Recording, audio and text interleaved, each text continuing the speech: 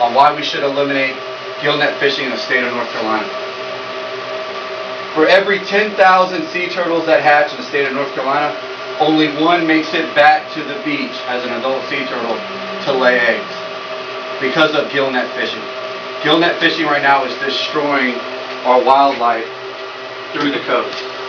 Alright, so I'm going to tell you the cause of gill nets, why people use them, why commercial fishermen use them, the effects that they don't take into consideration, and how we can actually go through and put a stop to it. We are only one of the few states left in America that actually allow gill net fishing to happen. Maryland, Virginia, South Carolina, Georgia, Florida, Texas, all have eliminated gill net fishing because they know the cause and effect of what it's doing to our wildlife. So here's the cause, alright? Commercial fishermen see it as a very easy way to catch fish. If you don't know what gill net fishing actually is, it's a specialized gill net that's made for a specific type of fish.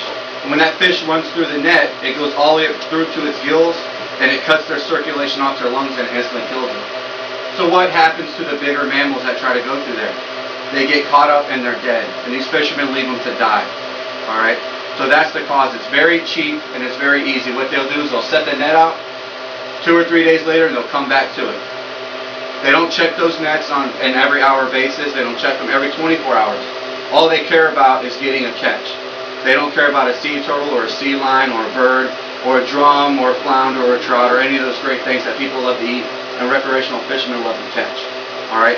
So that's the cause of why commercial fishermen use it. It's very cheap.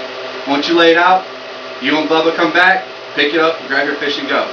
So here are the effects. I'm going to show you some pictures of what a mammal is supposed to look like in its wild habitat, and then I'm going to show you what gill nets have done to them. This is a blue Atlantic sea turtle. This is what actually hatches off of Hammond's Beach in North Carolina. This is one of our things that found in North Carolina. It's really big for tourism. People come every year and watch these turtles hatch and the eggs run out, or the little turtles run out. Alright, so this is what it's supposed to look like. This is what it looks like when a gill net. This is what a commercial fisherman has done to it. They'll catch them, cut the net, and throw them on the beach. Their theory is it's part of the food chain. These things can live up to over 100 years. This turtle right here has probably lived maybe 20 years of its life, when it should have 80 more years. Alright, so this is an effect of what gill nets can actually do. This is a sea lion. This is a sea lion that actually runs through the Atlantic Ocean. It does come all the way through Maine, all the way through the southern part of Georgia. So that you can see these here in North Carolina. This is a picture from the Outer Banks of what a gill net fisherman has done. Cut the net, leave them dead. Alright, everyone knows the famous seagull, right? You see them around when you go to the beach. Some people think they're a pest, but it's a fish. Or not a fish, but it's a bird. Alright? This is what it looks like in a gill net. This is taken off of the coast of North Carolina. Dead. They don't care. They cut them out. Just throw them overboard. Then what happens?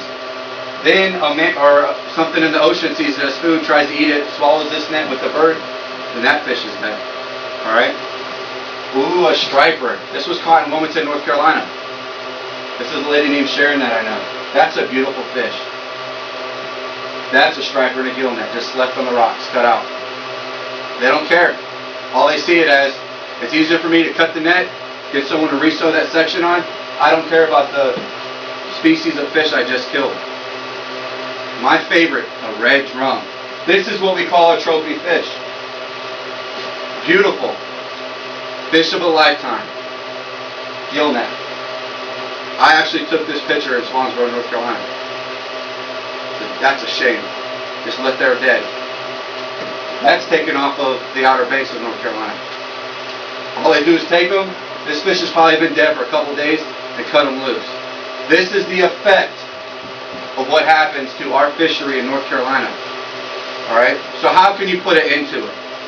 If you're one of these people like me and you love to fish, you love these, you love speckled trout, you love flounder, they taste great. You don't want your fishery to die because of stuff like this. Here's what you can do. Alright? You can talk to your legislation. You can talk to your congressman, your senate. There is a group here in North Carolina called CCA, which is Coastal Conserve Association. What they actually do is they're your voice. They shoot emails out and they have petitions out, and they'll do stuff where you can go to the state capitol and talk. Last year we had over 10,000 votes roll through the capitol and just parked because we want to eliminate gill nets in North Carolina. All right, it's a big thing for me. Fishing is a passion. I don't like it when someone's trying to make a buck real quick and they're killing our species. So my son may not have the chance to catch a black sea bass in North Carolina because now we can't catch them this year because of gill net fishing. So it's my generation, my son's generation, and his son's generation to come up. There may not be certain species of fish out there because of gill net fishing.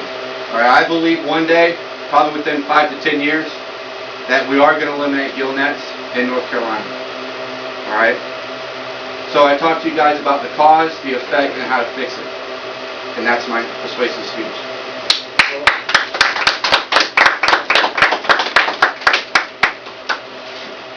Did it stop? Did you stop it? Keep. Hold it.